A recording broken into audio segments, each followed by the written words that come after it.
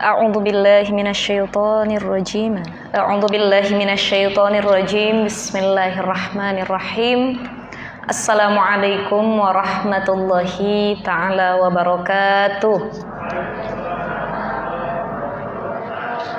Alhamdulillah alladzi ja'alal ilma bita'allumi wa arsala lita'liminal anbiya. Wassalatu wassalamu ala asyrafil anam wa ala alihi wa ashabihil kiram.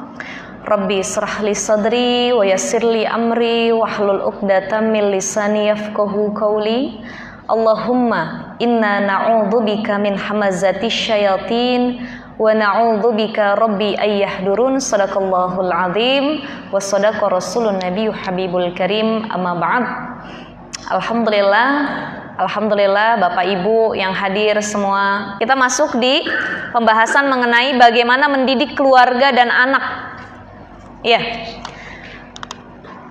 Babu wujubi amrihi ahlihi wa auladihil mumayyizin wasairi man fi riayatihi bi ta'atillahi ta'ala wa nahyihim anil mukhalafati wa ta'dihim wa man'ihim anirtikabi manha anhu. Sebelum saya mulai, kita baca Ummul Quran dulu, suratul Fatihah. Kita khususkan buat yang ngaji, yang datang, mudah-mudahan sehat walafiat semua. Yang kedua, kita baca Fatihah kepada pengarang kitab Riyadhus Shalihin, ya. Mudah-mudahan ilmu yang kita dapatkan dari kitab ini bisa kita manfaatkan dan kita amalkan kembali. Al-Fatihah ila hadratin Nabi Mustafa Muhammadin sallallahu alaihi wasallam wa ila ta'lif al-kitab Riyadhus Shalihin.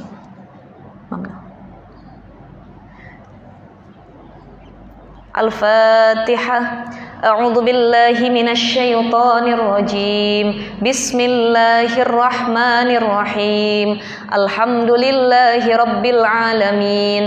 Arrahmanir rahim. Maliki yaumiddin. Iyyaka na'budu wa iyyaka nasta'in. Ihdinas siratal mustaqim. Siratal ladzina an'amta 'alaihim ghairil maghdubi 'alaihim waladdallin.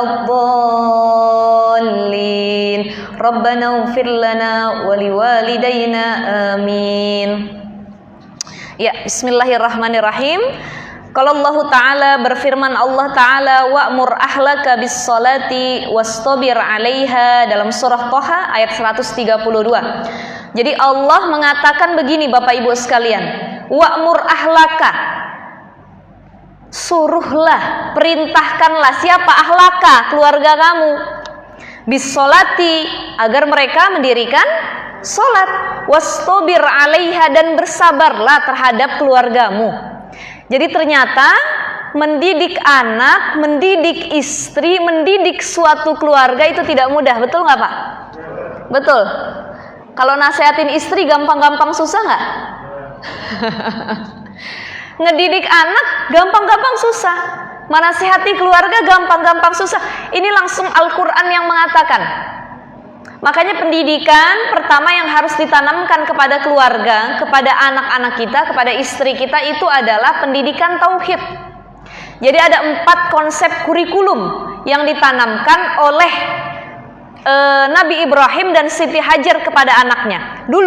Dulu Bapak Ibu sekalian, itu Siti Hajar dalam Al-Quran dikisahkan beliau dibawa oleh Nabi Ibrahim ke suatu tempat. Kalau sekarang terkenal dengan Mekah Al-Mukarramah. Sudah pernah ke sana? Mudah-mudahan yang belum pernah, insya Allah Allah panggil segera ke sana. Jadi Mekah itu namanya banyak. Mekah, ada yang mengatakan Bakkah, ya, atau dengan nama-nama lainnya, tempat suci. Ada yang mengatakan Wadi Mubarak, lahan atau tempat yang dimuliakan oleh Allah. Dulu Bapak Ibu sekalian, jadi dalam sejarah Mekah itu tempat yang tandus. Tidak ada tanaman sama sekali, tidak ada kehidupan sama sekali. Tapi ketika Ibrahim datang sama istrinya dan anaknya Siti Hajar dengan Ismail, itu Mekah jadi punya kehidupan. Di situ ditumbuhkanlah satu manusia yang akhirnya beranak pinak di Mekah. Makanya kalau kita umroh, kalau kita haji, coba kita lihat Kenapa kalau kita lagi umroh, itu buah-buahan di Mekah Masya Allah, ngejejer. Seperti Mekah itu tanah yang benar-benar subur. Padahal secara geografis sangat berbeda dengan Indonesia. Indonesia pohon apa aja ada, ditanam apa aja tumbuh, lahannya subur. Tapi Mekah tandus, tidak ada yang bisa tumbuh kecuali pohon korma. Sama satu lagi ada pohon akasya. Ya, itu pohon-pohon yang tumbuh seperti daun-daun apa ya, seperti rawa-rawa gitu pohonnya ya, tidak begitu cantik. Pokoknya yang bisa tumbuh di Mekah itu cuma pohon kurma. Makanya kalau pengen cari kurma, pusatnya Jazirah Arab gitu ya, karena tanah mereka itu beda sama tanah-tanah kita di Indonesia. Tapi kenapa ketika kita sampai ke sana kok bisa buah-buahan itu ada di mana-mana? Nginep di hotel, makan buah, ngambil berapa aja nggak diomelin, karena banyak memang. Jalan di pinggir jalan menuju haram, kita lewat arah sana sini, itu orang jualan buah ngejejer. Dari mana buahnya? Dari mana buahnya? Itulah karena Mekah itu negara yang kaya, Mekah dan Madinah. Ini janji Allah dalam Al-Quran, kata Allah, Mekah itu salah satu kota yang dirahmati Allah. Walaupun dia tandus, tapi keberkahannya luar biasa di dalamnya. Satu, dia punya air zam-zam yang tidak punya, yang atau tidak dimiliki oleh kota-kota lainnya. Itu air zam-zam Bapak Ibu, dulunya sumur. Sekarang kalau kita umroh, kalau kita haji, mau minum zam-zam dari arah manapun ada. Ada yang pakai ledeng, kita langsung minum ke mulut bisa. Ada yang udah disediain gelas, ya, sama para khodim-khodim Masjidil Haram, tinggal minum silahkan. Artinya air zam-zam itu dari ratusan tahun yang lalu sampai sekarang nggak ada habisnya. Itu keberkahan yang Allah berikan kepada kota Mekah salah satunya.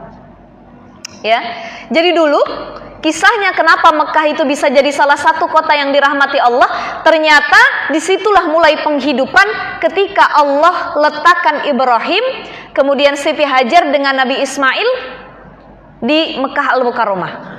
Jadi kalau kita lihat sirahnya, ditinggalkan istrinya Siti Hajar dengan Ismail, kemudian Nabi Ibrahimnya balik ke Palestina, balik ke istrinya yang pertama. Kan istrinya ada dua ya, ada Siti Sarah yang pertama, yang kedua Siti Hajar. Anaknya dua-duanya jadi nabi. Dari istri yang pertama Siti Sarah, siapa anaknya dek? Anak Siti Sarah siapa? Nabi Muhammad. Nabi Ishak dari Siti Sarah. Dari Siti Hajar anaknya Nabi Ismail. Jadi Nabi Ishak dengan Nabi Ismail itu saudaraan. Bapaknya Nabi Ibrahim. Beda emak doang, satu bapak. Gitu. Jadi kalau Hajar sama Ismail tinggalnya di Mekah, kalau Siti Sarah dengan Ishak tinggalnya di Palestina. Gitu. Jadi ditinggallah di situ Siti Hajar dengan anaknya Ismail. Itu anaknya masih bayi. Pas dia lihat ternyata asinya sudah tidak ada lagi. Makanya kalau kita umroh, haji, itu ada salah satu kaifiat atau tata cara umroh dan haji itu adalah sa'i dari Safa ke Marwah, ya. Sa'i dari Safa ke Marwah. Nah, sa'i itu adalah filosofi dari kisah Siti Hajar yang mencari air untuk anaknya. Karena anaknya kehausan. Dia lari dari Safa ke Marwah, dari Marwah ke Safa, bolak-balik sampai 7 kali, ternyata ditemukan air di bukit Safanya itu.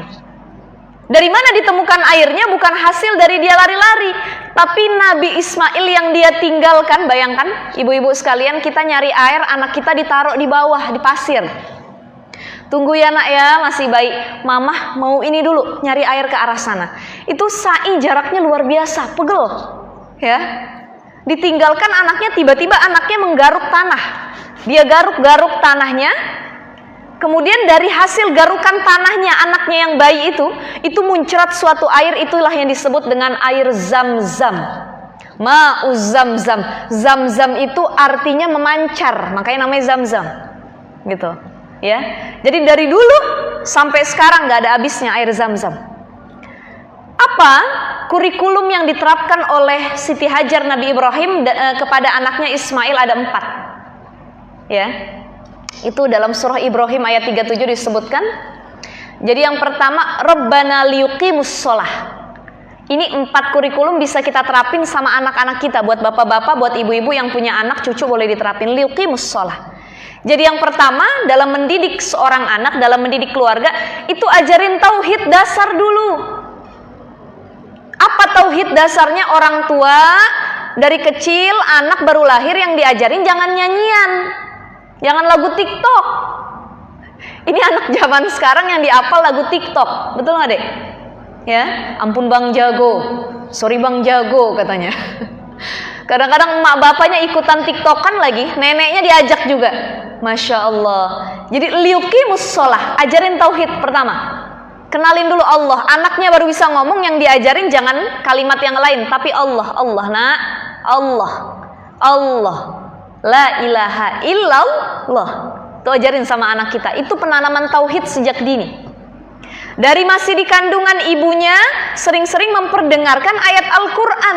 Dulu saya pernah tahun 2016 itu ceramah di RCTI, tapi bukan di TV-nya, itu pengajian para karyawan RCTI.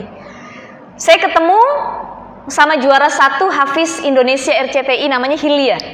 Dulu Hafiz RCTI yang pertama, itu angkatan pertama, itu juara 1 si Hilya. Saya ngobrol sama ibunya, Bu, apa rahasia Hilya di umur 7 tahun sudah hafal Quran 30 juz? Adek, berapa umurnya? Ada yang sudah 7 tahun? Sudah hafal 30 juz? Insya Allah berproses ya. Kalau anak kecil bisa ya Bu ya. Ibu-ibu, di sini ada yang udah 50 tahun umurnya? Ada yang 40? Kira-kira deh kita udah berapa juz Bu kita ngapal Bu? Ya Allah ustazah, saya Anas sama Al-Falaq aja kebalik-balik katanya. Ya, jadi itu salah satu waktu emas anak-anak menghafal itu ketika masa kecil nih. Ini yang tadi baca Quran, yang tadi hafalan itu jangan sampai disia-siain. Waktu emas untuk menghafal. Kalau sudah besar kelewat, susah lagi ngapalnya kayak kita ya Pak ya. Ngafal 5 ayat, nambah 5 ayat, besoknya yang 5 ayat sebelumnya lupa. Nah itu penyakit orang yang sudah tua, sudah berumur. Hilya yang Hafiz RCTI, juara 1 Hafiz RCTI, di umur 7 tahun sudah hafal Quran 30 juz. Masya Allah, malu kita sama anak kecil Bu, Pak. Saya bilang apa rahasianya Bu, anak umur 7 tahun sudah hafal Quran 30 juz. Apa kata ibunya? Dia bilang, ustazah, mohon maaf sekali, saya ini bukan ustazah, saya bukan guru ngaji, saya bukan hafizoh, bukan penghafal Quran. Ayahnya Hilya juga bukan ustadz, bukan guru ngaji, bukan penghafal Quran. Bukan. Tapi kenapa anaknya bisa jadi penghafal Quran? Walaupun kita berdua tidak hafal Quran, tapi sejak dari kandungan sampai dia lahir, sampai masa pertumbuhannya itu kita nggak berhenti-berhenti membacakan dia Al-Quran. Jadi ibunya ngandung selama 9 bulan, masa kehamilan, itu 9 kali hatam baca Al-Quran. Ibu berapa kali dulu hatam? Saya mah bacanya surat Yusuf Maryam doang saja katanya. Yang penting anaknya ganteng, cantik gitu ya. Kalau orang kita ya Yusuf Maryam gitu. Padahal semua ayat Al-Quran itu bagus. Semua ayat Al-Quran itu punya fadilahnya masing-masing. Ini ibunya Hilya 9 bulan mengandung, 9 kali hatam baca Al-Quran. 1 bulan usia kandungan 1 kali hatam. 2 bulan 2 kali hatam. 9 bulan 9 kali hatam. Jadi ini boleh diterapkan nih bagi ibu-ibu yang mungkin pengen nambah anak ya, atau yang pengen nambah cucu nanti, boleh diterapkan. Kalau lagi ngandung itu jangan lupa hatamin baca Al-Quran.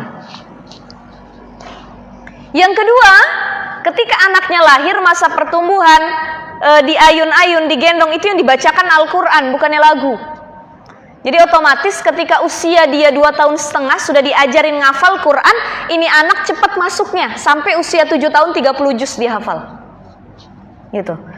Yang ngajarin bukan guru ngaji, yang ngajarin bukan orang lain, tapi orang tua. Madrasatul Ula, sekolah pertama nih buat anak-anaknya. Makanya di sini penanaman tauhid ini luar biasa. Kenalin Allah, kenalin baca Al-Quran, kenalin baca Iqra, kenalin ikut pengajian, kenalin bawa ke masjid. Banyak sekarang masjid-masjid yang punya pamflet di depannya anak-anak dilarang masuk, anak-anak nggak boleh ikut sholat. Ini salah, ya. Salah satu kehancuran Islam nanti adalah masjid yang kosong. Masjidnya gede, bertingkat-tingkat, tapi yang sholat jamaah cuma 10 orang. Ramenya cuma seminggu sekali kalau sholat Jumat. Ya, ini jadi teguran buat kita.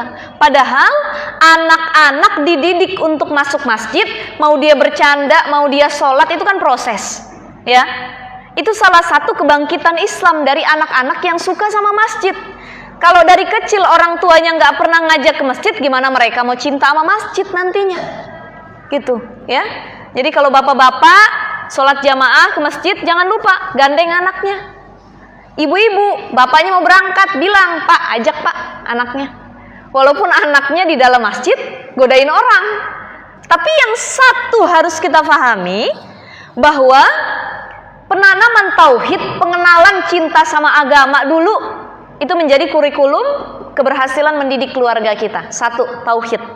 Ajarin cinta masjid, ajarin cinta sama Tuhannya, ajarin cinta sama Rasulnya, dan ajarin cinta sama agamanya. Itu yang pertama. Liuqimus shalah faj'al af'idatan minan nasi tahwi ilaihim. Kurikulum yang kedua yang diajarkan oleh Nabi Ibrahim dan istrinya adalah faj'al af'idatan minan nasi tahwi ilaihim. Ajarkan adab berakhlak. Kalau dia sudah punya tauhid, dia ingat sama Allah, ajarin cara bersikap. Bagaimana berakhlak sama yang tua, bagaimana berakhlak sama yang muda. Ya, ada salah satu perkataan dari ulama begini. Salah satu akhlak yang bisa diterapkan adalah kalau kita ketemu orang yang lebih tua, kita katakan dalam hati kita, ya Allah, aku sesungguhnya telah tertinggal banyak amal. Yang lebih tua dariku ini lebih banyak amal. Gitu. Biar kita nggak sombong. Kalau ketemu sama yang lebih muda, kita bilang, ya Allah, aku lebih banyak dosa karena usiaku lebih tua. Ini yang muda masih sedikit dosanya. Jadi hati kita itu tetap rendah hati, nggak merasa paling gitu.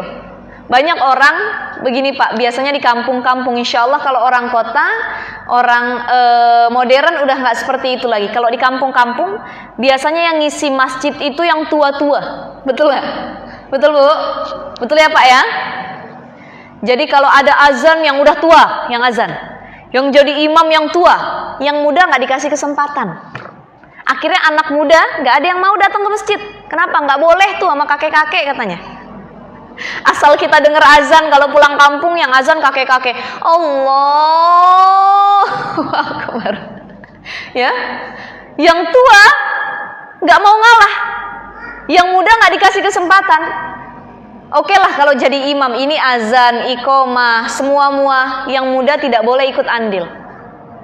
Ya, itu salah satu sifat sombong yang akhirnya berakibat kepada orang-orang di sekitar, terutama para pemuda, tidak cinta kepada masjid. Kenapa? Karena yang datang ke masjid yang tua-tua doang.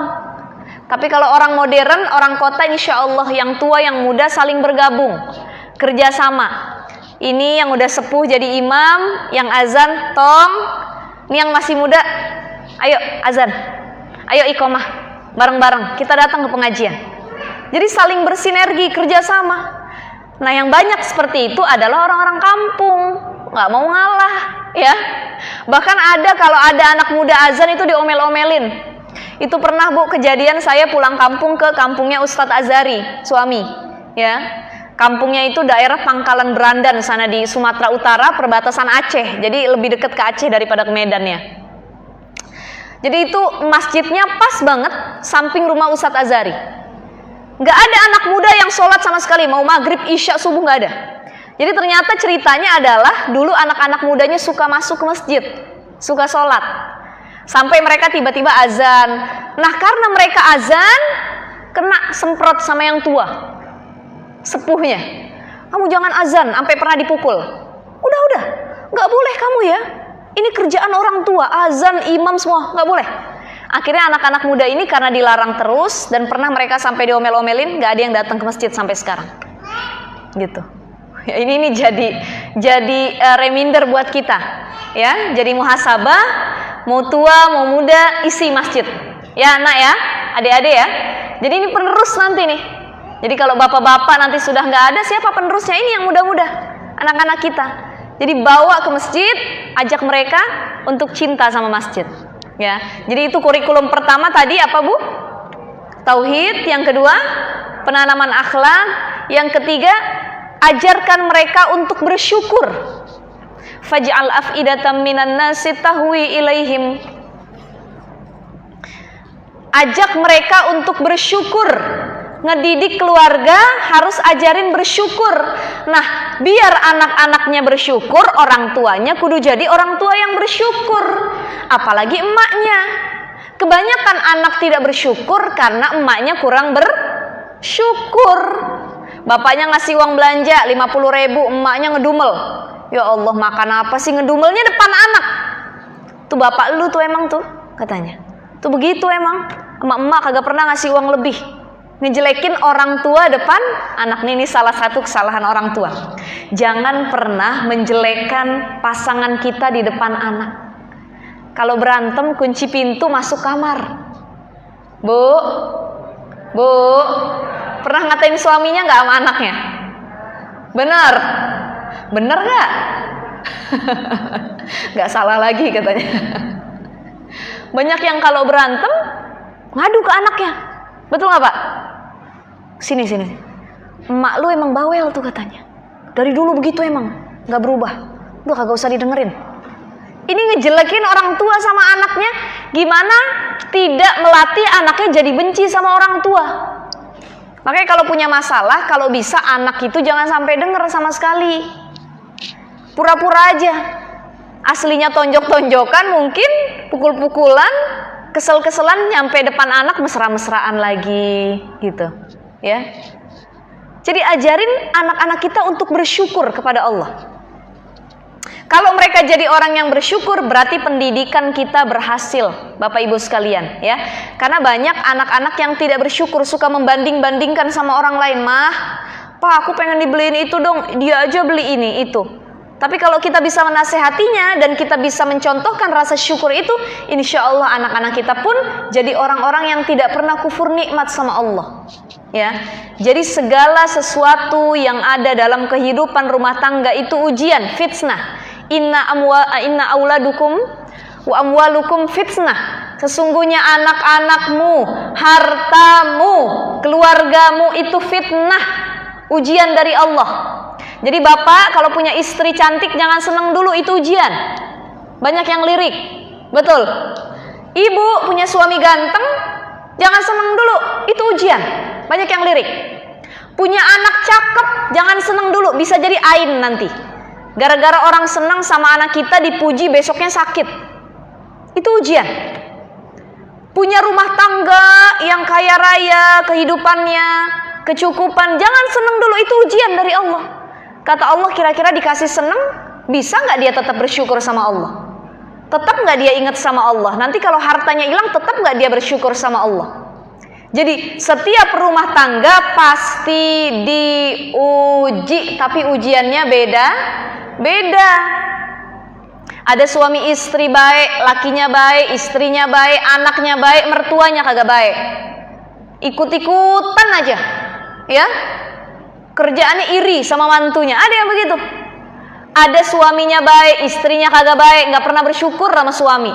Dikit-dikit ikut ngegosip, ikut fitnah orang. Lakinya rajin datang ke masjid. Ada yang istrinya baik, lakinya nggak baik, nggak setia, tukang selingkuh, ya, khomer, maksiat dan lain sebagainya. Ada yang bapak ibunya baik, anaknya nggak baik. Emak bapaknya soleh, tukang ngaji, rajin ke masjid, anaknya nggak bisa dididik. Ada nggak yang begitu? Ada. Ada yang sudah baik semuanya, punya suami baik, istri baik, anaknya hafal Quran, mertuanya baik, iparnya yang kagak baik. Betul nggak Bu? Betul? Udah adem nih rumah tangga, udah adem keluarga, mertua kita bagus, suami bagus, anak bagus, nggak ada yang bertingkah, ipar bertingkah. Ngirik lagi apa ya? Fitnah lagi kerjaannya. Asal ketemu jadi kompor. Dia mah emang kaya raya pelit katanya. Minjem aja kagak boleh kita. Dan lain semuanya diobok-obok kesalahan kita. Ya, ada yang iparnya baik, mertuanya baik, suami istri baik, tapi ujiannya satu, nggak punya keturunan. Belasan tahun nikah nggak dikasih sama Allah. Ada yang semuanya baik, udah cakep deh, nggak ada masalah. Ipar bagus, mertua bagus, suami istri soleh, anak-anak soleh banyak. Satu ujiannya masalah harta ekonomi. Masya Allah, ya Pak ya. Ekonominya kurang, keluarga susah, tapi bagus semuanya. Jadi keluarga, rumah tangga itu tidak ada yang tidak diuji oleh Allah. Semua pasti penuh dengan ujian. Makanya kalau kita ngelihat orang kaya, ngelihat yang rumah tangganya bagus, nggak usah sirik Bu, nggak usah dengki Pak. Karena dia punya ujiannya masing-masing. Kita juga punya ujian masing-masing. Tapi cara ujiannya Allah kasih itu beda-beda. Nggak sama yang satu dengan yang lainnya. Gitu. Ya, jadi itu 3 kurikulum yang harus ditanamkan kepada anak-anak kita. Yang pertama adalah kenalkan tauhid sejak dini. Yang kedua adalah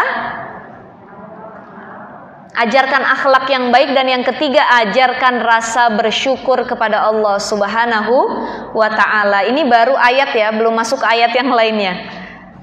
Saya lanjut ke ayat yang lainnya.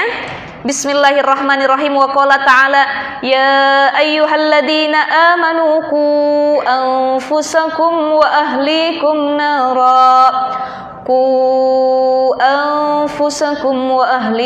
nara wa quduhan nas wal hijarah. Ini ayat udah sering kita dengar. Ya ayyuhalladzina amanu, wahai orang-orang yang beriman, kata Allah, qu anfusakum, jaga dirimu, wa ahlikum, anak-anakmu, keluargamu, keturunanmu, naron, dari api neraka, wa quduhan nas wal hijarah, yang bahan bakarnya itu manusia. Jadi kalau neraka itu gambarannya apinya makin menyala kalau ditambah bahan bakar. Siapa bahan bakar api neraka? Manusia. Semakin banyak manusia yang masuk, semakin tinggi api yang dihasilkan. Semakin banyak manusia yang menempati neraka, semakin panas itu neraka. Jadi bahan bakarnya manusia. Ini perintah Allah, jangan cuma ngejaga diri kita, tapi juga jaga keluarga kita. Berapa banyak bapak emaknya tukang ngaji, anaknya tukang minum minuman keras. Betul? Betul nggak? Emak bapaknya ngaji, anaknya zina. Emak bapaknya ngaji, anaknya jadi maling. Banyak. Karena orang tua cuma mikirin diri sendiri, tapi tidak memikirkan kepada anak-anaknya. Padahal Pak, Bu, punya anak itu adalah amanah. Ya, amanah. Nanti kita bahas di hadis yang akan datang. Ya, ini masih di ayatnya.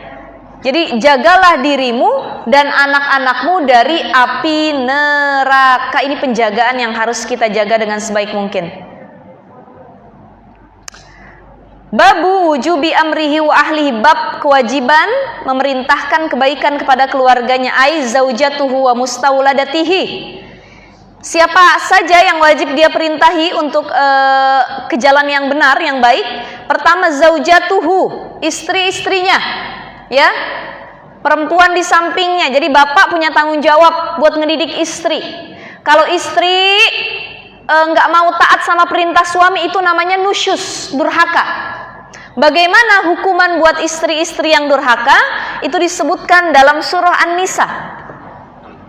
Fassalihatu qanitatun hafizatun lil ghaibi bima hafizallah wallati takhafuna nusyuzahunna fa'idhuhunna wahjuruhunna fil madaji'. Pertama, kalau istri kita durhaka, nusyuz, satu, pertama adalah fa'izuhunna, nasihati. Jadi suami kalau kesel sama bini jangan langsung mukul, jangan langsung nyubit, jangan langsung ngegampar dan lain sebagainya. Fa'izuhunna dalam Al-Quran, nasehatin dulu. Nasehatnya juga dengan kata-kata yang lembut. Mah, sayangku, Humairah. Bapak-bapak pernah nggak manggil istri Humairah? Pernah nggak Pak? Ibu-ibu pernah dipanggil Humairah? Jadi panggil dulu istrinya dengan kata-kata romantis. Istriku, Wahai Humairah, adindaku, Neng, itu kayaknya nggak bagus deh, jangan begitu. Allah nggak suka kalau kita kayak gitu, Neng. Neng, jangan pelit bener, jadi orang sedekah yang banyak, Neng. Jadi kalau istri punya kesalahan, faizuhuna, nasehatin dulu. Itu Rasulullah kalau para istrinya ngambek, kalau para istrinya marah, nggak langsung dimarahin Pak sama Rasulullah. Pernah dalam suatu riwayat, Rasul ini kan istrinya banyak ya. Ada 11 ya totalnya kalau sama Khadijah.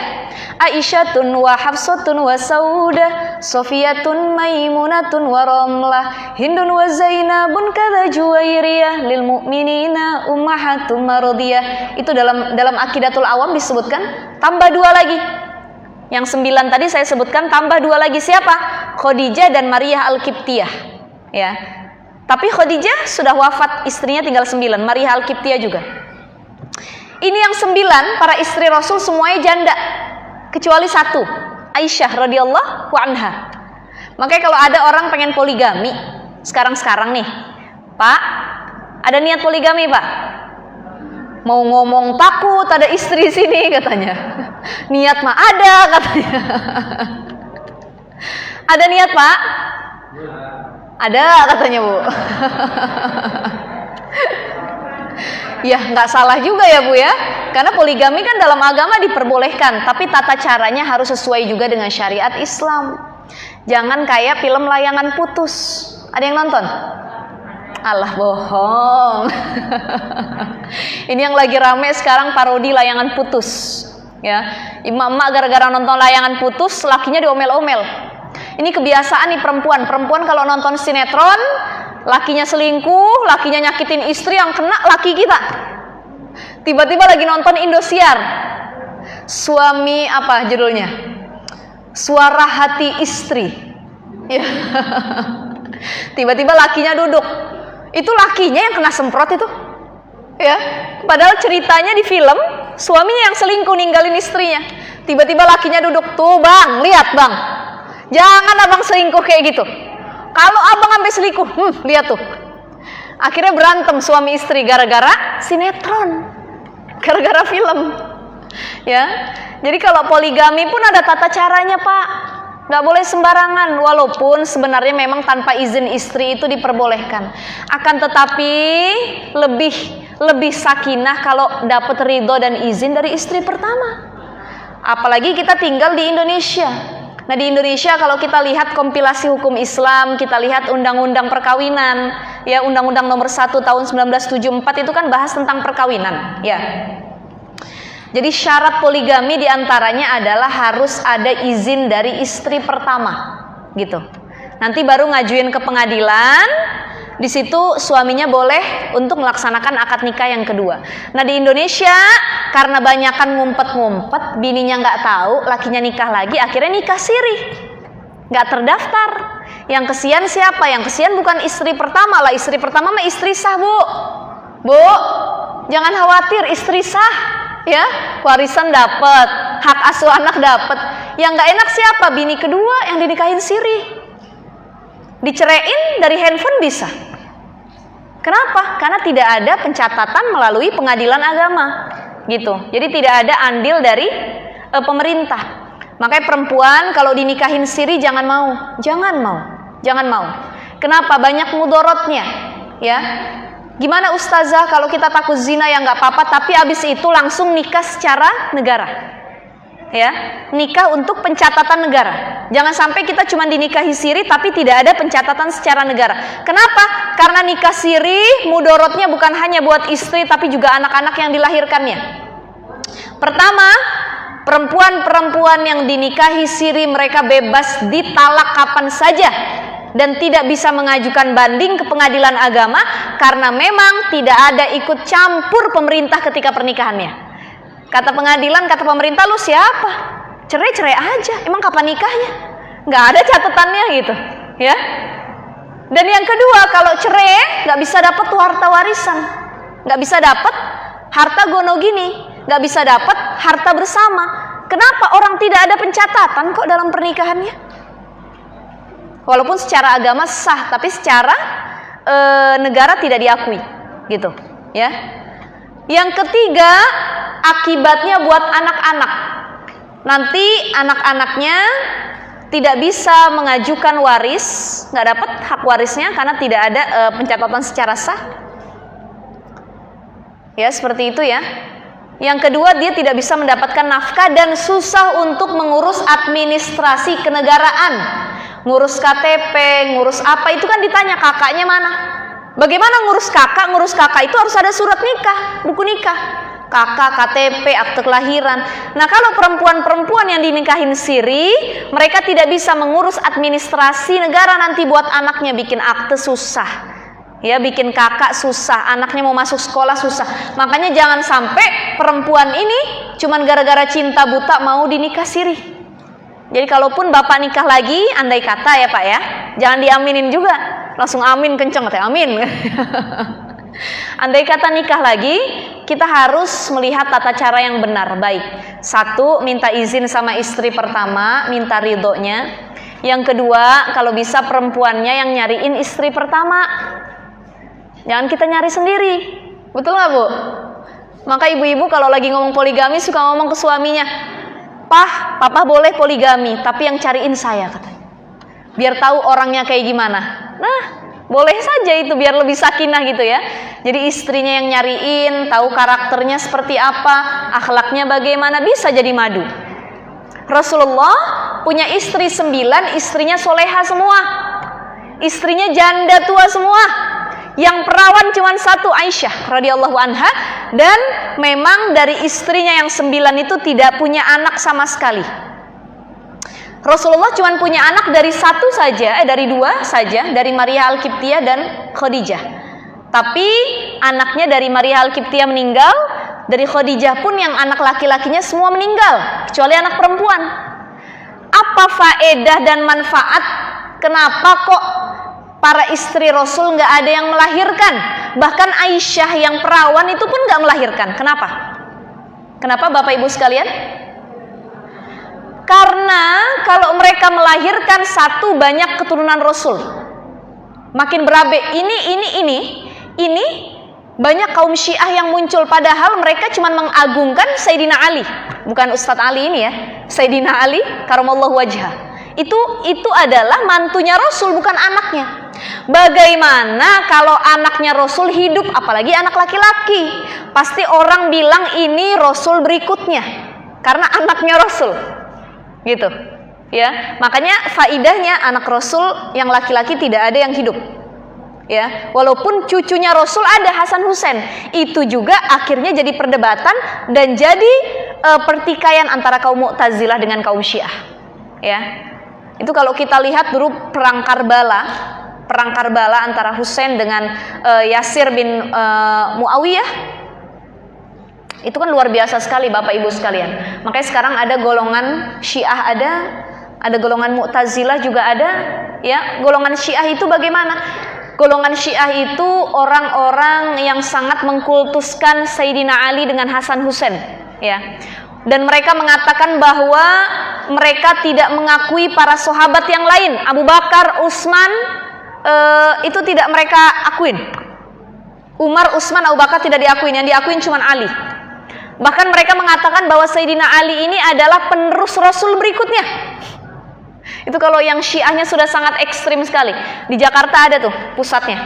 Ya, di mana ini namanya?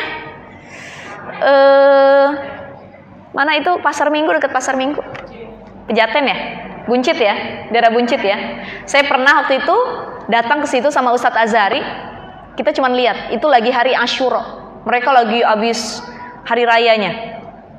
Nah, salah satu keberhasilan kaum Syiah ini, mereka ngedeketinnya orang-orang elit, orang-orang kaya. Jadi yang ikut-ikut sama mereka itu orang-orang kaya, artis banyak, para pejabat. Kenapa? Karena orang-orang kaya itu pengennya beribadah itu nggak banyak amaliyah. Ya, coba kita lihat NU, Nahdlatul Ulama, kan banyak amaliyahnya. Mau ngaji yasinan dulu, zikir dulu, tahlil dulu.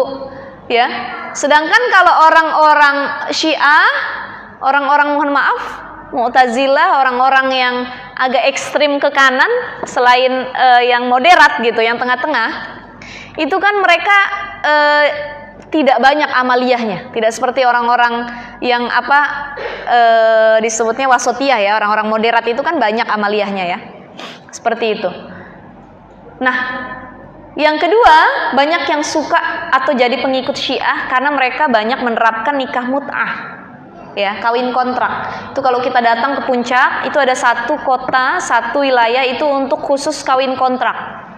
Siapa? Para pelakunya banyak kan dari luar negeri dan orang-orang Syiah. Ya, kawin kontrak, nikah mut'ah itu juga akibatnya fatal buat perempuan. Ya, kawin kontrak 2 bulan saya kasih kamu misalkan 1 miliar nih. Makanya kalau kita jalan ke puncak banyak itu yang di puncak orang-orang yang face-nya mukanya kayak Arab, kayak turunan-turunan Arab. Karena banyak mereka yang memang ayah-ayahnya orang-orang Arab yang pada datang nikah mut'ah disebutnya. Ya, seperti itu ya Bapak Ibu sekalian ya.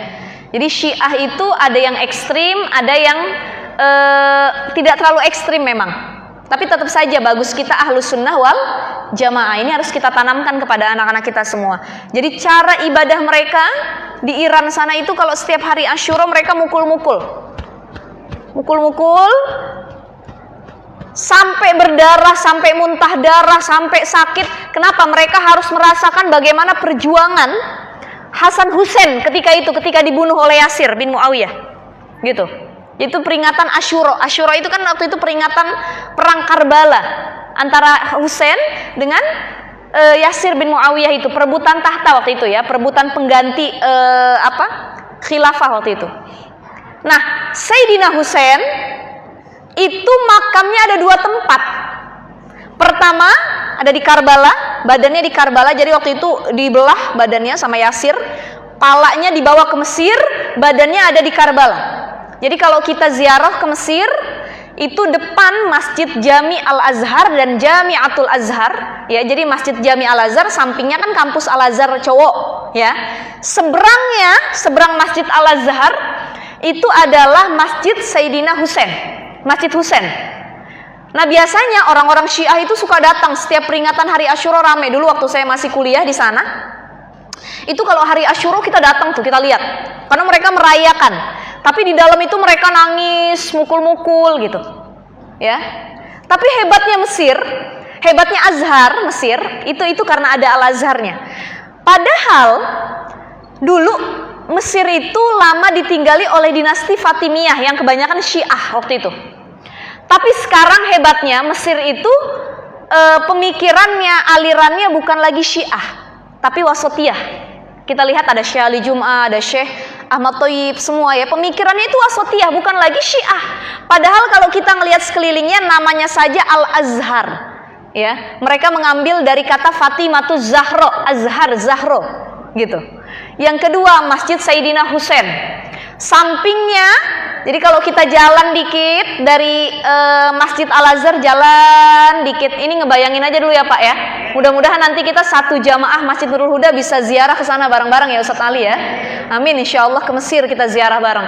Itu jalan dikit dari Masjid Al-Azhar, itu sampingnya ada rumah sakit Mustashfa Husain, rumah sakit Husain namanya.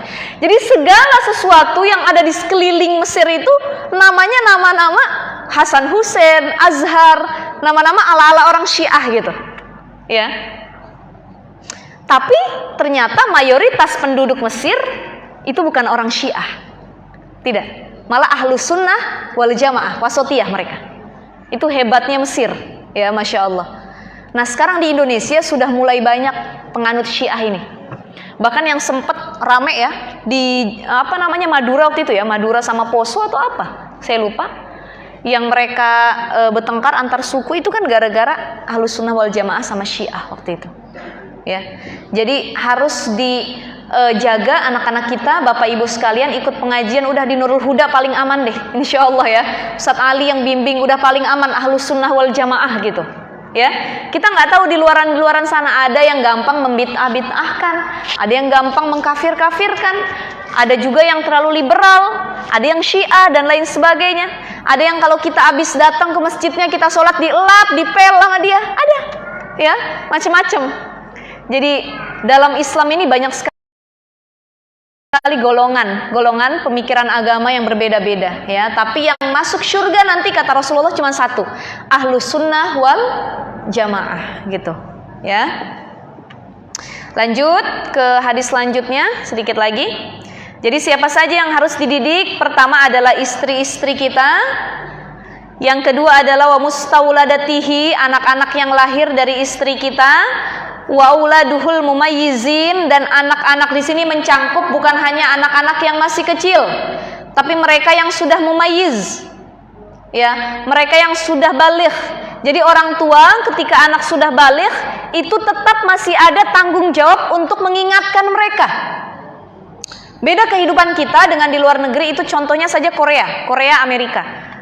Mereka kalau anaknya sudah usia 17 tahun ke atas, ya, orang-orang barat sana, orang-orang di luar Indonesia, kalau anak-anaknya sudah mencapai 17 tahun ke atas, itu anak-anaknya boleh keluar dari rumah. Tidak tinggal serumah dengan orang tua, mereka punya penthouse sendiri, mereka punya apartemen sendiri, punya kos-kosan sendiri, dan orang tuanya tidak boleh ikut campur. Mau anaknya, mohon maaf, kumpul kebo, mau anaknya zina, mau anaknya seperti apa, itu sudah dilepas kalau di luar negeri. Itu budaya barat, western. Tapi kalau kita di sini budayanya masih budaya agama timur. Gak bisa anak kita 17 tahun langsung kita lepas mereka mau ngapain aja, tidak. Apalagi kalau berpacunya kepada hadis dan ayat Al-Quran. Jadi orang tua kalau anak sudah besar, apalagi kalau mereka sudah menikah, tetap kita punya kewajiban untuk mengingatkan. Kadang kesalahan orang tua, dia bilang gini, ah ngapain lagi diingetin, udah punya suami katanya, ngapain lagi diingetin ada istrinya. Itu nggak boleh. Kita masih punya dosa sebagai orang tua kalau tidak mengingatkan. Makanya walaupun mereka sudah berkeluarga, tetap kita nasihati, nak, jangan gini ya, apalagi kamu udah berkeluarga. Nak, sholat jangan ketinggalan ya, malu nanti kalau punya anak, gitu. Ya, jadi jangan sampai kita menarik diri kita untuk tidak menasihati sama sekali anak-anak kita. Ya, di sini disebutkan wa auladihil mumayyizin, anak-anaknya yang sudah mumayyiz itu juga harus tetap amrihi gitu ya, diperintahkan kepada kebaikan. Kita masuk ke dalam hadis pertama. Bismillahirrahmanirrahim. Wa an Abi Hurairah radhiyallahu an, dari Abi Hurairah radhiyallahu an, qala Rasulullah SAW, qala dia berkata, akhadal Hasan bin Ali, ya, akhadal Hasan bin Ali radhiyallahu an. Ketika itu cucunya Rasul namanya Hasan, ya, Hasan bin Ali.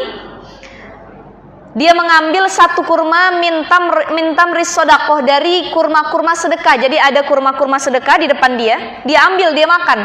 Faja'alaha fi fihi, dia makan, kemudian faqala Rasulullah sallallahu alaihi wasallam, maka Rasulullah mengatakan kah itu bahasa Arab.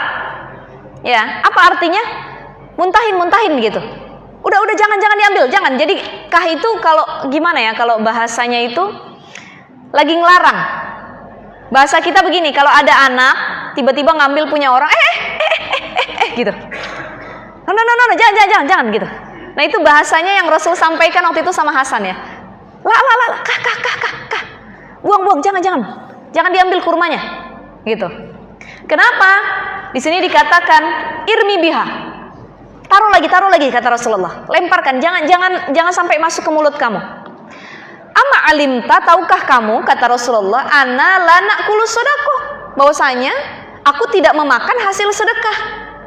Ya, wa fi riwayatin, pada riwayat yang lain dikatakan ana la tahillu lana sedekah, bahwasanya tidak halal sedekah buat keluarga kita, kata Rasulullah. Jadi kalau dia keturunan Rasulullah, di sini ada yang Habib atau Habibah gitu. Ada Syarifah turunan Rasulullah, Ahlul Bait. Ya, insyaallah kita umatnya Rasul ya Bu ya. Tetap saja ya. Saya kadang agak mirisnya gini. Mencintai keturunan Rasul itu sangat baik, sangat. Tapi tidak semua juga keturunan Rasul itu baik. Ya. Ada Habib bisa baca doa dikit kita sanjung-sanjung. Padahal ilmunya tidak ada, secara kelakuan buruk ada yang begitu. Tapi ada yang benar-benar Habib, memang dia bagus, akhlaknya bagus, ilmunya bagus, dia turunan Rasul, mencontohkan apa yang diajarkan Rasul. Tapi ada juga yang walaupun dia turunan Rasul, dia tidak mencontohkan apa yang diajarkan Rasul. Tetap kita harus menghormati, tapi juga tidak terlalu mengkultuskan. ya, atau sampai fanatik tinggi gitu, ya. Kalau mereka memang baik ya bagus, kita harus contoh, kita harus teladani. Jangan pernah membenci ahlul bait, jangan pernah membenci keturunan Rasulullah, ya. Itu mereka orang-orang pilihan. Salah satu kelebihan dari ahlul bait keturunan Rasulullah, mereka itu adalah orang-orang yang tidak menerima sedekah. Jadi keluarga Rasul itu nggak boleh menerima sedekah. Jadi kalau ada di Indonesia Habib, Habibah, Syarif, Syarifah, para habaib, itu mereka tidak menerima sedekah, dan kita nggak boleh ngasih sedekah sama mereka. Ini Rasul langsung yang ngomong dalam hadis, ya. Siapa sih ahlul bait itu, siapa saja? Nah, sini disebutkan, sudah saya rangkum. Satu, Imam Syafi'i berpendapat bahwa ahlul bait itu adalah dua, keturunan Bani Hashim dan Bani Muthalib. Ya, siapapun keturunan Bani Hashim, Bani Muthalib termasuk Rasulullah, itu yang disebut dengan ahlul bait dan mereka nggak boleh nerima sedekah. Itu menurut pandangan mazhab Syafi'i. Yang kedua, menurut pandangan mazhab Hanafi atau Imam Abu Hanifah, bahwa yang disebut dengan ahlul bait itu adalah Bani Hashim, keturunan Bani Hashim. Ya, siapa saja keturunan Bani Hashim tidak boleh menerima sedekah. Ada pendapat yang ketiga mengatakan bahwa orang yang tidak boleh dapat sedekah ahlul bait itu adalah Bani Hashim ke atas, ya disebutkan. Siapa saja mereka? Ada Bani Muthalib, ada Bani Umayyah, Bani Nofal, kemudian Bani Ghaib sampai ke atas-atas, itu nggak boleh juga menerima sedekah. Walaupun mereka beda secara nasab. Jadi gini, dari Bani Hashim ke atas ada Ghalib. Ghalib itu punya turunan ke bawah. Misalkan turunan dia adalah Amr, Hashim, siapa lagi? Muhammad, contoh ada 3. Nah, ini 3-3-nya nggak boleh. Jadi yang dia katakan tidak boleh mendapatkan sedekah bukan hanya Bani Hashim, tapi dari turunan Bani Hashim ke atas, gitu ya.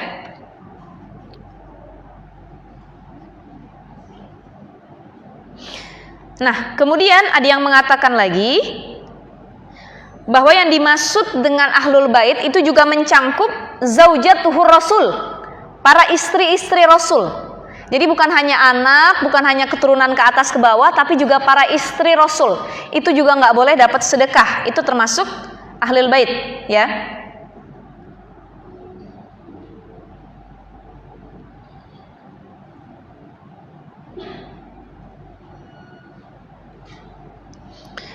Nah, tapi ada dua pendapat lagi mengatakan bahwa yang disebut ahlul bait itu adalah para pengikut Rasul, gitu.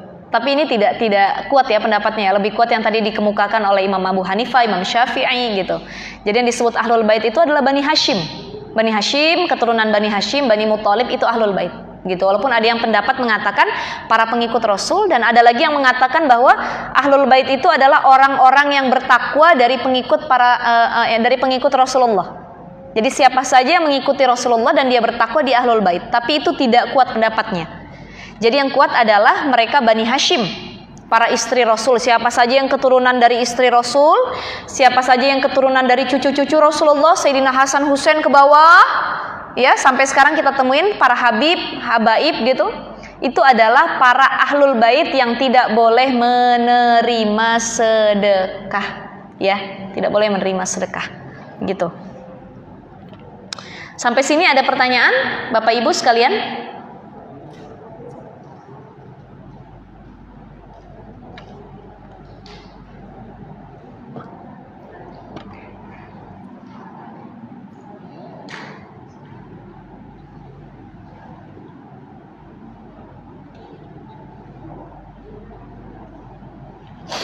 Ini babnya tentang mendidik keluarga ya, memperingati gitu dalam kebaikan. Jadi siapa saja dari anggota keluarga kita kalau kira-kira sudah melenceng, Bu, jangan takut untuk diperingati. Apalagi walaupun anak-anak kita sudah besar. Nah, kesalahan orang tua adalah ketika anaknya sudah dewasa, orang tua ini takut untuk menasehati. Ya, padahal kalau anak sudah dewasa cara menasehatinya pun berbeda, tidak seperti anak-anak, tapi harus komunikasi yang baik. Menjalin komunikasi, jadi kayak sahabat aja. Kalau anak kecil mungkin diomelin, dicubit, dimarahin sama ibu bapaknya dia dengar. Tapi kalau sudah dewasa tidak lagi dengan hal-hal seperti itu. Dari hati ke hati, nak, sini deh jadi sahabat. Ya, dulu Zaid bin Haritsah, sahabat Rasulullah. Zaid bin Haritsah itu salah satu orang yang berhasil menjadi seorang ayah dan seorang pemimpin di luar rumah. Banyak dari orang tua zaman sekarang dia berhasil memimpin orang di luar rumah, di kantornya, di pekerjaannya, di tempat aktivitasnya. Tapi ketika di dalam rumah dia tidak bisa menjadi pemimpin yang baik. Zaid bin Haritsah itu ketika di luar rumah dia tegas, menjadi orang yang tegas, ditakuti oleh para bawahannya. Tapi ketika di dalam rumah dia menjadi orang yang sangat penyayang dan lucu terhadap anak-anaknya. Nah sekarang kebalikannya orang tua zaman sekarang. Ketika nyampe dalam rumah dia ditakutin sama anak-anaknya nggak berani ngobrol sama sekali. Ketika di luar rumah dia humble sama orang, royal sama orang, jadi lebih baik sama orang daripada sama keluarga sendiri. Berbeda dengan Zaid bin Haritsah, dia tegas di luar rumah, tapi dia sangat lucu ketika di dalam rumah, sampai-sampai anaknya mengatakan bahwa ayahku adalah sahabatku. Saking diajak ngobrol enak, diajak diskusi enak, ya, diajak bercanda juga enak. Itu Zaid bin Haritsah. Kesalahan orang-orang zaman sekarang adalah ada istilah disebut dengan father hanger. Father hanger ini adalah kerusakan pada diri seorang anak dikarenakan kurang kasih sayang seorang ayah. Jadi seorang ayah mengatakan bahwa tugas mendidik anak itu cuma dilimpahkan kepada seorang ibu. Ayah kerjanya nyari nafkah, nggak punya andil dalam mendidik anak. Tahu saya ngasih duit, anak sekolah, anak bisa makan. Saya nyari duit. Ini kesalahan, father hanger. Akhirnya anak kurang kasih sayang, kurang peran dari orang tua. Makanya nggak aneh kalau anak zaman sekarang, mohon maaf, banyak yang masuk dalam golongan LGBT. Banyak yang akhirnya berubah kayak ragil. Ya, tahu ragil? Ya, kalau anak-anak muda modern pasti tahu nih, yang pada main TikTok, main medsos. Banyak yang akhirnya dia tadinya laki, tapi rubah jadi perempuan. Salah satunya apa? Karena dia bergaulnya sama emaknya mulu, nggak punya sosok ayah. Kalaupun ayahnya sudah meninggal, ibu ini harus cari sosok pengganti. Apa itu kakeknya, apa itu pamannya, apa itu saudara laki-lakinya. Kenapa? Biar ada sosok laki-laki. Kebanyakan banyak anaknya rusak dan merubah jenis kelaminnya itu karena tidak ada sosok laki-laki dan dia benci terhadap laki-laki padahal dia laki-laki. Ya, padahal dia laki-laki. Akhirnya berubah, ganti alat kelaminnya, pakaiannya berubah, setengah laki setengah perempuan. Ini banyak sekarang loh Bapak Ibu sekalian. Satu yang ingin saya sampaikan, apalagi buat orang-orang kota modern sekarang nih, ini anak Jaksel. Jaksel ini lagi naik daun gara-gara bahasa Jaksel, ya. Anak Jaksel sama anak Jakarta Utara, anak Bogor semua bahasanya beda. Kalau anak Jaksel pasti ngomongnya agak Inggris-Inggris dikit, which is at least gitu. Ya. Literary katanya atau apalah macam-macam ya. Aku sih merasa aku struggle gitu. Aku nggak, ya which is gini itu anak Jaksel nih. Ini kan Jaksel ya, Jaksel kan. Jadi kalau anak Jaksel ini ngomongnya sok gaul, Inggrisnya dicampur-campur bahasa Indonesia. Ini kalau orang kita ketemu sama orang ngomongnya kayak gini, oh anak Jaksel nih, anak Cipete nih katanya. Ngomongnya sosok gaul, agak-agak Inggris gitu. Kadang-kadang dia buat sendiri istilah-istilahnya dia buat sendiri, masya Allah. Dan ini yang ngomong bukan anak muda, emak-emaknya juga begitu. Kalau kumpul, aku apa ya? Aku merasa aku, ya udah, gue tuh gitu banget gitu, gini. Agak lucu ya Bu ya ngelihatnya ya, nggak apa-apa sih. Untuk asik-asikan bahasa nggak apa-apa gitu. Tapi yang ngeri ini pergaulan. Kalau bahasa nggak apa-apa sih, buat asik-asikan. Pergaulan yang ngeri, apalagi di Jakarta, ya. Ya bapak-bapak, ibu-ibu kan orang Jakarta, lebih tahu lagi lah kehidupan Jakarta ya. Lurus sedikit, belok sedikit, udah daerah Kemang. Kemang tahulah tempatnya seperti apa. Lurus sedikit, Kuningan, ada yang disebut dengan apa? Taman Lawang. Kalau malam-malam kita lewat banyak lah di situ yang nongkrong ya. Yang nongkrong setengah perempuan, setengah laki-laki gitu. Jalan Jaksa dikit, oh orang-orang mabok-mabokan semuanya. Jadi Jakarta ini luar biasa. Jaksel pusatnya memang. Ya, di Jaksel ini orangnya elit-elit, orangnya pinter-pinter, tapi juga banyak maksiat juga, gitu. Ya, ini pergaulan harus kita wanti-wanti sama anak-anak kita. Nak, lihat, ini gara-gara media sosial banyak anak laki-laki yang tubuhnya lentur kayak cewek, betul nggak? Betul? Main TikTok goyang, Ini laki apa perempuan? Lentur badannya. Gara-gara media sosial, gara-gara lagu, gara-gara TikTok, ini nggak ada lagi yang namanya jiwa laki-lakinya. Udah jadi perempuan. Anak Jaksel juga yang banyak begini. Ya, gara-gara konten, lo tahu nggak sambil ngibasin rambut. Laki lo padahal itu, bukan perempuan. Pergaulan sekarang. Jadi ibu bapak, anak udah besar sedikit, sudah masuk ke dalam tahapan remaja, harus diajak diskusi. Nak, teman kamu siapa? Kamu gaulnya sama siapa? Coba lihat orientasi seksualnya. Mohon maaf, ini agak vulgar dikit. Lihat, ajak ngomong. Nak, kamu udah balik nih, udah tumbuh jakun, sudah mimpi basah. Sekarang bapak sama ibu mau nanya, anak suka nggak sama perempuan? Kalau dia bilang aku nggak suka perempuan, aku sukanya laki-laki, halo, ayo, jangan sampai nauzubillah. Salah satu bencana, salah satu kesedihan orang tua ketika anaknya sudah keluar dari kodratnya, ya. Masya Allah, nauzubillah min zalik. Makanya harus terus dipantau, mainnya sama siapa, di sekolah kayak gimana, tontonannya apa. Nak, masih suka nggak sama perempuan? Kalau kamu masih suka, alhamdulillah. Bu, aku mau pacaran, boleh nggak? Boleh, tapi depan rumah ibu liatin di sini, nggak boleh kemana-mana. Ya, yang penting kamu masih suka nak sama perempuan. Kalau kamu udah suka sama laki, aduh, yang perempuan juga gitu. Jangan sampai dia suka sama perempuan. Jangan sampai dia keluar dari kodratnya, gitu. Karena penyakit sekarang adalah banyak sekali kaum LGBT yang sudah merajalela, apalagi di ibu kota.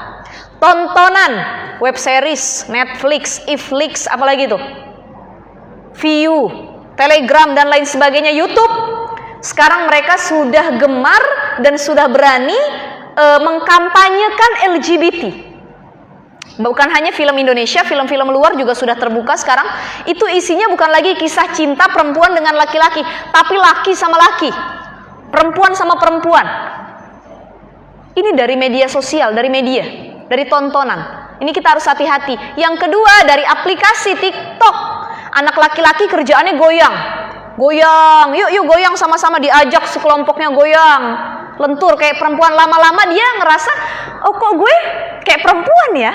Kok gue cantik ya? Bercanda sama kawannya gara-gara bikin konten. Coba lu pakai rambut palsu. Coba lu make up sedikit. Udah make up, dia dandan, dia ngerasa, kok gue cantik ya? Kayaknya nggak ganteng deh, cantik deh. Akhirnya orientasi seksualnya berubah. Kodratnya hilang. Yang tadinya laki-laki jadi perempuan, perempuan jadi laki. Ini penyakit orang ibu kota. Jadi bab ini luar biasa sekali. Kita diperintahkan untuk menjaga, menyuruh anak-anak kita kepada kebaikan dan melarang daripada keburukan. Ya, bahkan disebutkan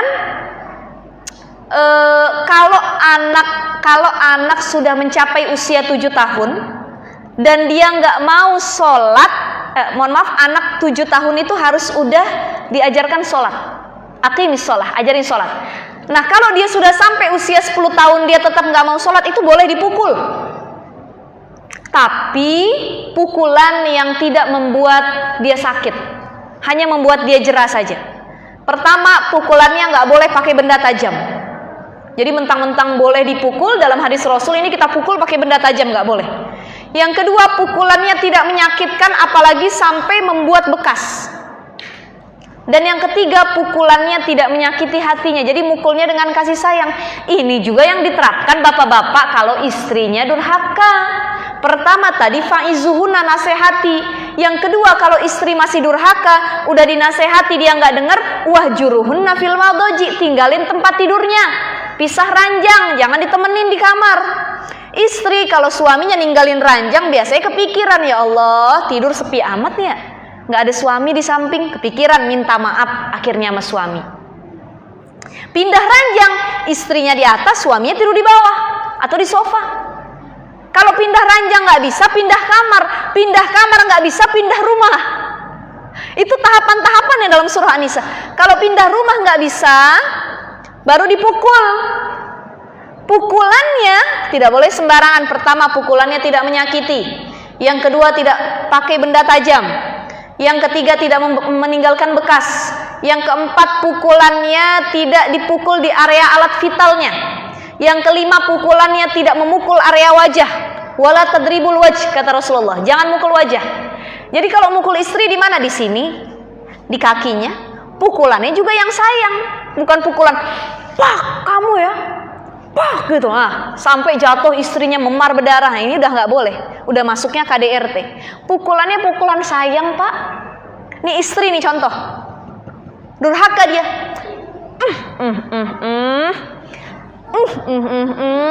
mama katanya, udah papa bilangin, nggak denger juga, gitu. Ya, jadi yang ada nanti jadi bayan ya, karena jadi bercanda seperti itu.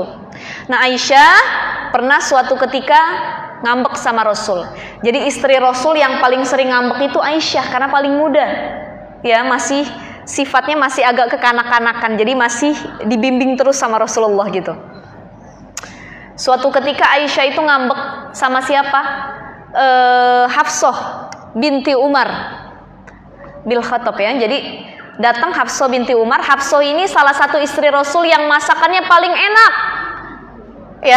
Ya namanya madu pak, punya istri 4 paling pasti ada cemburu-cemburunya ya. Sama dengan Rasulullah, istrinya 9. Datang Hafsah bawa makanan, Rasul ini muji Hafsah. Masya Allah, memang masakan kamu nih nggak ada tandingannya, kata Rasulullah. Kamu salah satu istriku yang pandai masak. Sedangkan Aisyah itu nggak pinter masak, gitu. Karena cemburu Aisyah, itu makanan yang dibawa sama Hafsah dikibas pakai tangan Aisyah, tumpah. Bapak kalau begitu marah nggak pak sama istri pak? Kamu orang udah masak capek-capek, kamu lempar itu makanan, gitu ya.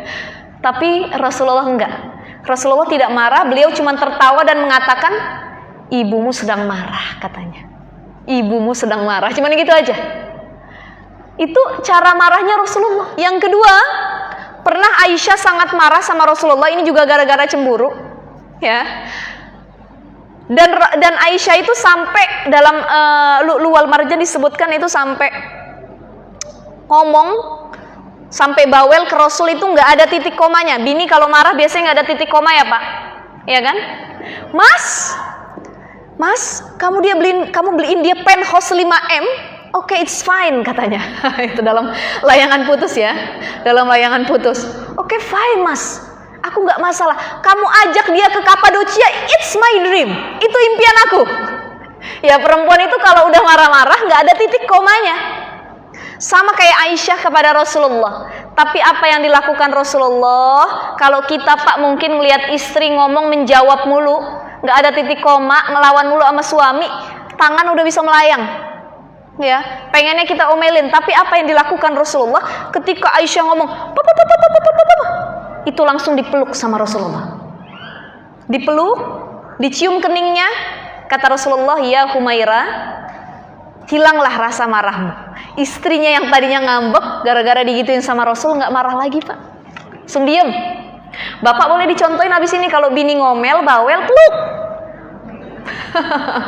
Ya bu ya, betul nggak? Jangan ditinggalin. Ini bini marah ngomel, kita tutup pintu, dibanting pintu, makin ngomel jadinya. Jadi kalau istri marah langsung peluk, langsung, mah, udah jangan marah. Bahkan yang lebih baiknya kalau istri marah dipeluk, jangan ngomong apapun, peluk aja diam, peluk. Ini istri lama-lama luluh, nggak jadi ngomelnya dia. Betul nggak bu? Betul? Ini belum diperagain aja, nanti kalau ngomel sama suami di rumah bilang gitu. Ya, salah satu uswah Rasulullah dengan keluarganya adalah tidak menyelesaikan masalah dengan kekerasan, tapi dengan cara yang baik, gitu.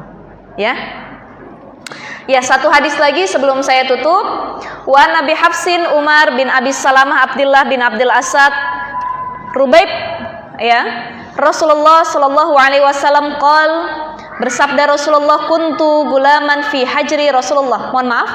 Ini ada seorang anak kecil, dia bilang begini, suatu ketika dulu waktu masih kanak-kanak, aku dalam pengawasan Rasulullah ya.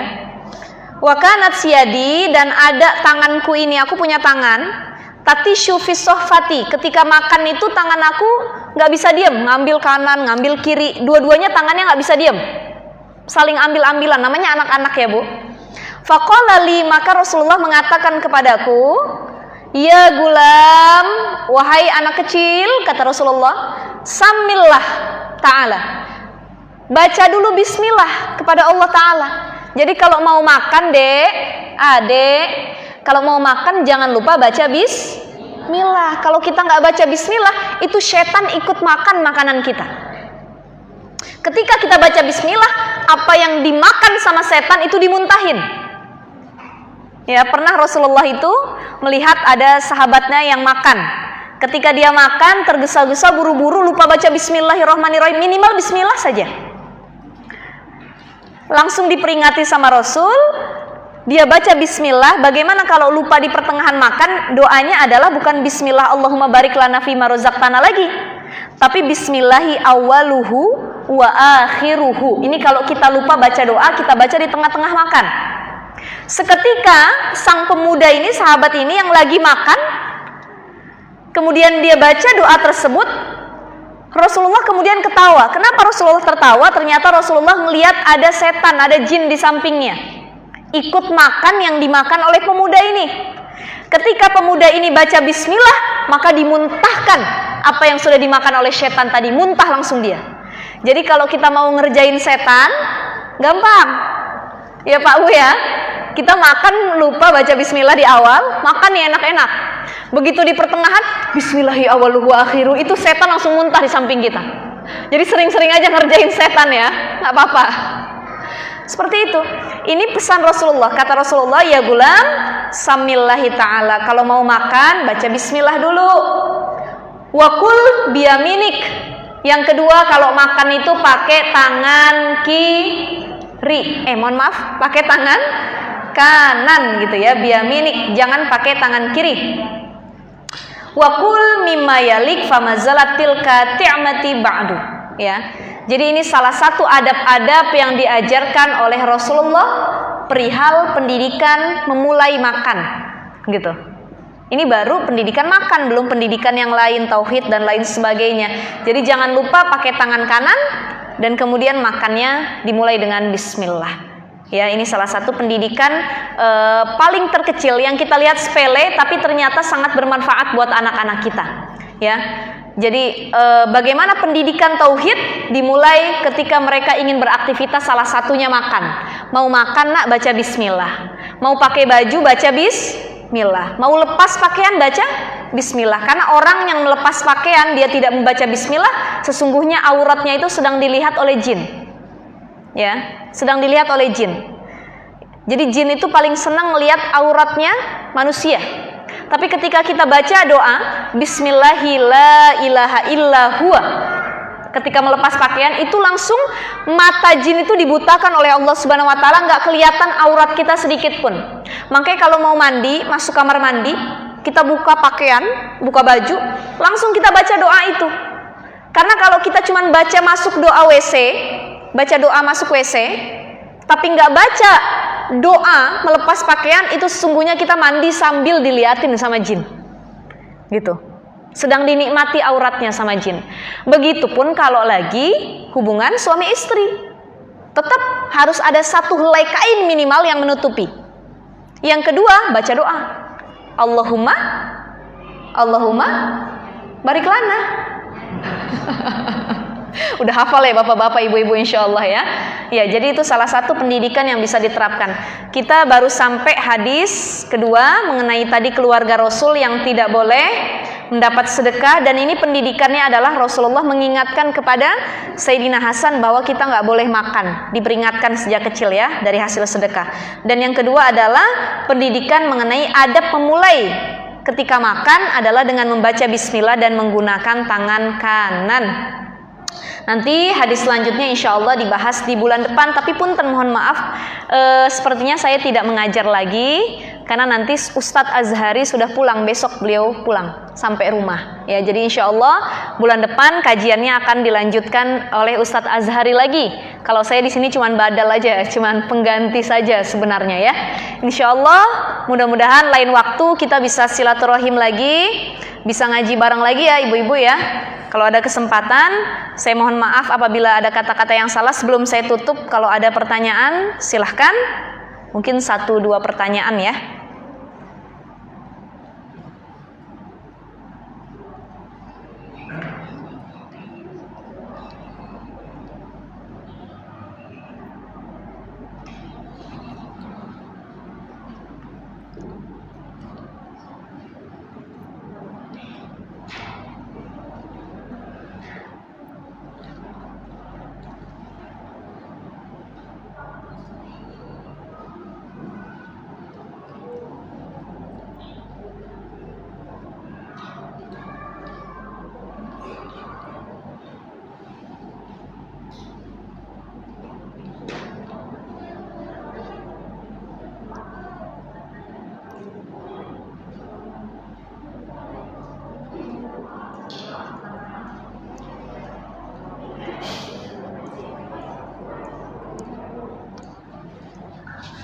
Ada pertanyaan? Ya, silakan Bapak.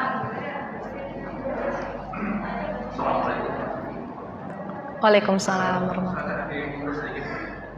Kalau nggak salah, hukum mut'ah itu berlaku sebelum Rasulullah. Kenapa? Hukum mut'ah itu berlaku sebelum Rasulullah. Tapi kenyataannya, terutama barangkali Syiah itu juga masih tetap menerapkan.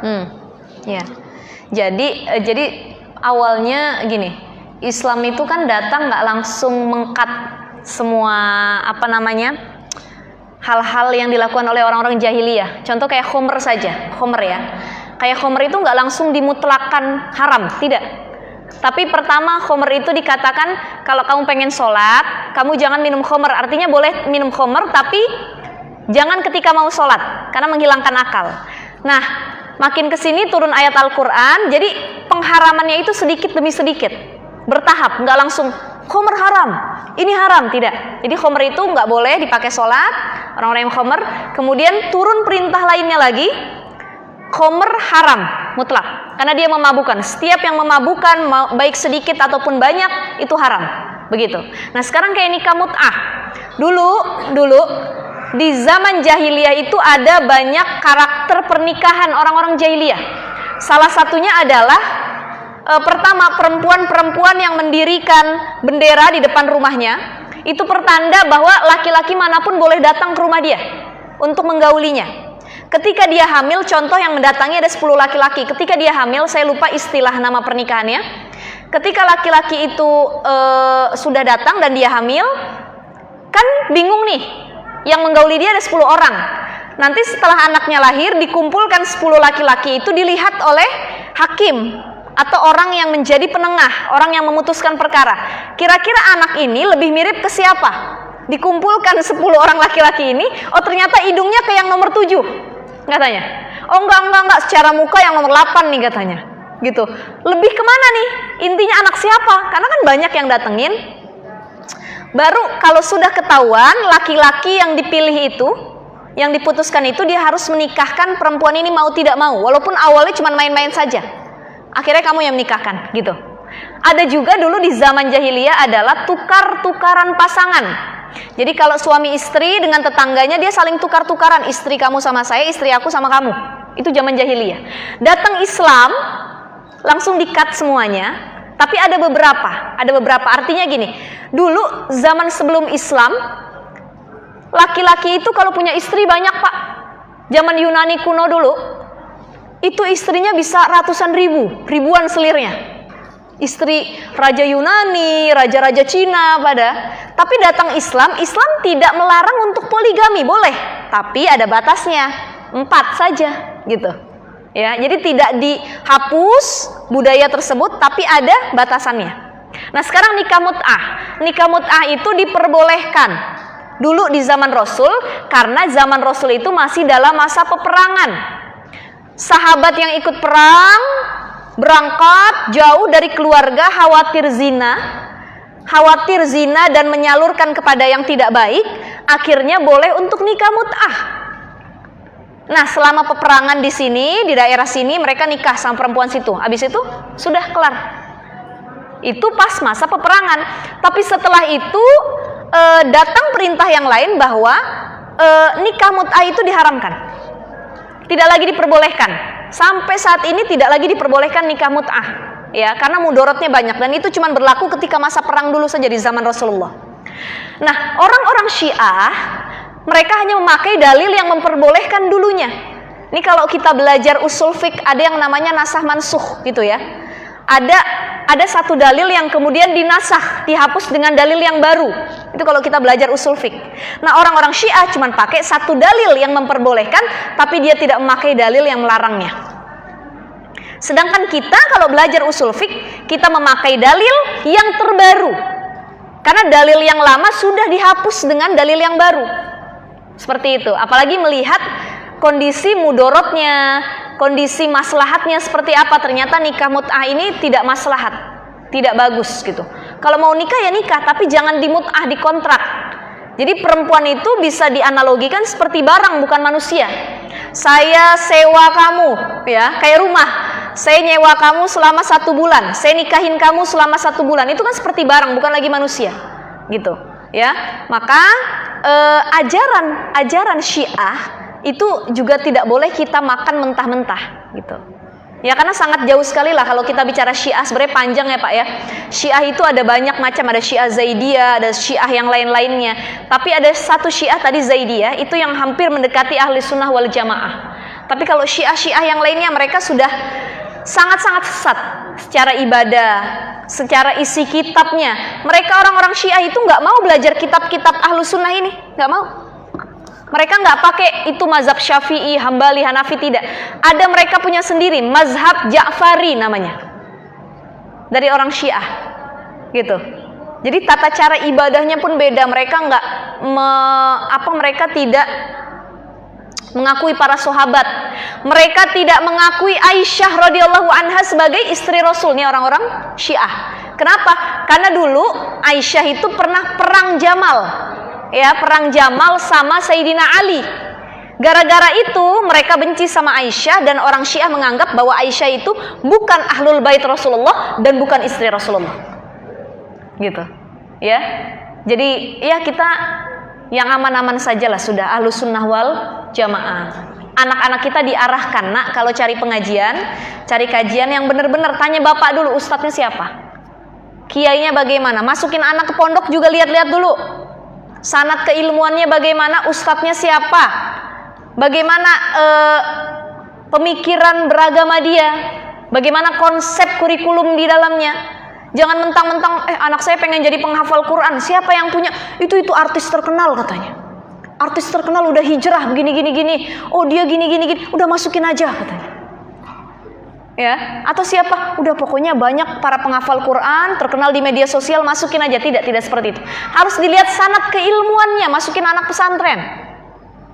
Banyak, Bu, mohon maaf sekali, banyak anak jadi gini. Bertumbuhnya, suburnya Syiah. Kemudian mohon maaf, saya bahasainnya tuh agak yang golongan ekstrim kanan gitu ya. Saya nggak mau sebut itu. Itu gara-gara awalnya orang tua yang salah masukin anak ke pesantren. Keluar yang tadinya orang tuanya ahlus sunnah wal jamaah, anaknya beda aliran sama dia. Abis itu mengkafir-kafirkan orang tuanya. Pulang dari pesantren kata anaknya, mama kafir, mama tahlilan kafir, sholawat mama kafir katanya. Dari mana nak? Aku di pesantren kayak gitu mah diajarinnya sama ustadz aku. Ini salah, masukin ke pesantren. Jadi lihat lagi sanad keilmuannya, caranya seperti apa di dalamnya harus ditelisik lebih dalam lagi. Gitu ya Bapak Ibu sekalian ya. Jadi tanya sama guru kita, saya mau masukin anak pesantren, ustadz, ustazah, di mana ya kira-kira yang bagus? Ada nggak rekomendasi gitu. Jadi jangan sembarangan. Gitu ya Pak ya. Ya, ada lagi pertanyaan? Bu Ibu mungkin? Tidak ada? Sudah? Ya. Kalau gitu kita tutup kajian kita pada pagi hari ini. Alhamdulillahirabbil alamin. Dan insyaallah kajian-kajian kita yang sudah berlalu, apa yang sudah disampaikan bisa diamalkan bukan hanya untuk diri kita, tapi juga keluarga dan orang-orang di sekitar kita. Mari sama-sama kita doa nanti Ustaz Ali. Saya. Ya, kita angkat kedua tangan kita minta kepada Allah Subhanahu wa taala Mudah-mudahan ibu-ibu, bapak-bapak semua yang hadir pada pengajian pagi hari ini Allah sehatkan badannya, dipanjangkan umurnya, dimudahkan rizkinya, dikabulkan segala hajat-hajatnya, dan anak-anak kita yang hadir, yang ada di rumah, keturunan kita semua menjadi anak-anak yang soleh dan soleha, anak-anak yang senantiasa dekat kepada Al-Quran dan senantiasa taat kepada Allah Subhanahu wa ta'ala. Astaghfirullahaladzim, astaghfirullahaladzim, astaghfirullahaladzim. A'udzu billahi minasy syaithanir rajim. Bismillahirrahmanirrahim. Hamdan syakirin, hamdan na'imin, hamdan yuwafi ni'amahu wa yukafi mazidah. Ya Rabbana lakal hamdu kama yanbaghi li jalali wajhikal karim wa li 'azimi sultanik. Allahumma shalli ala sayyidina Muhammad wa ala alihi sayyidina Muhammad. Allahumma ighfir lana wa liwalidayna warhamhuma kama rabbawna saghara wa li ustadina wa li jami'il muslimina wal muslimat wal mu'minina wal mu'minat al ahya'i minhum wal amwat.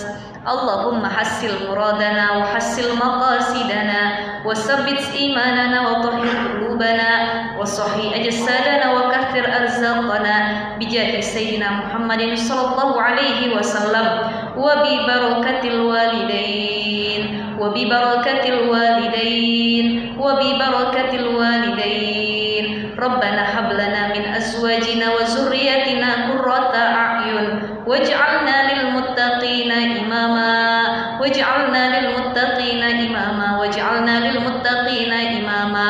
Ya hayyu ya qayyum bi rahmatika nastaghis, ya hayyu ya qayyum bi rahmatika nastaghis, ya hayyu ya qayyum bi rahmatika nastaghis, ya mughis wa ghisna, ya mughis wa ghisna, ya mughis wa ghisna faghfir lana dhunubana. Rabbana la tuzigh qulubana ba'da idh hadaytana wa hab lana min ladunka rahmah innaka antal wahhab. Ya Allah biha, ya Allah biha, ya Allah bihusnil khatimah, ya Allah biha, ya Allah biha, ya Allah bihusnil khatimah. Rabbana atina min ladunka rahmatan wa hayyi lana min amrina rasyada. Rabbana atina fid dunya hasanah wa fil akhirati hasanah wa qina adzabannar. Bifadlika subhana rabbika rabbil izzati amma yasifun wa salamun alal mursalin walhamdulillahi rabbil alamin. Al-Fatihah. A'udzu billahi minasy syaithanir rajim. Bismillahirrahmanirrahim. Alhamdulillahi rabbil alamin. Ar-Rahmanir Rahim. Maliki yaumiddin. Iyyaka na'budu wa iyyaka nasta'in. Ihdinas siratal mustaqim. Siratal ladzina an'amta 'alaihim ghairil maghdubi 'alaihim waladdallin. Rabbana ighfir lana wa liwalidayna amin.